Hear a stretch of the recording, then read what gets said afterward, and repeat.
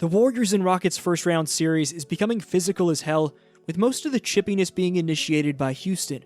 Punches have been thrown, shoves have been made, and blatant fouls on the Rockets have gone uncalled, specifically on Stephen Curry, who shot merely 6 free throws in 2 games, 15 less than Brunson through 2 games, and 14 less than Luka through 2 games.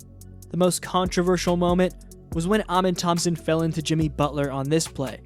Clearly, as you can see from the tape, Amen's legs get locked up with Steven Adams and Draymond Green before Thompson flails forward, undercutting Butler and injuring him.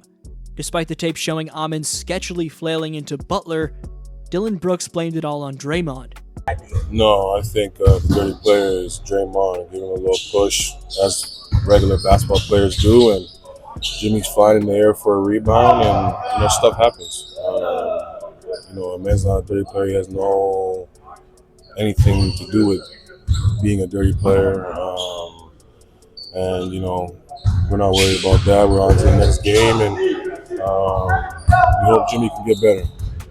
I'm not sure what Brooks was looking at, given Amen clearly lost balance on his own.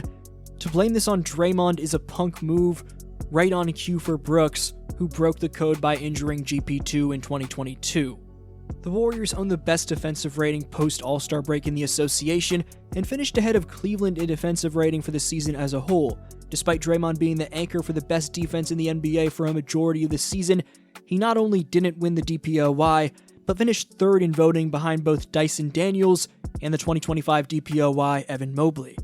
Dre was given the NBA's Hustle Award and became the first ever winner of the NBA Hustle Award to rank in the top 40 in all 9 hustle categories used to determine the winner. That fact alone proves Draymond was robbed of his second career DPOY, along with the fact that Green anchored a defense that ranked higher than both Cleveland and Atlanta's for the season. Green's defensive rating was just 0.3 worse than Mobley's, but it's not like Draymond had an elite defensive center next to him like Jared Allen.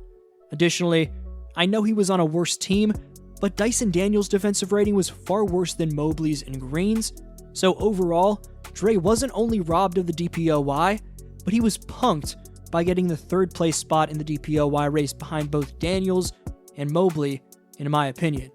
We talked about the career longevity of Stephen Curry in my last video, which is linked in the top right, but at age 35, Draymond Green's career longevity is under-talked about. Demanding respect.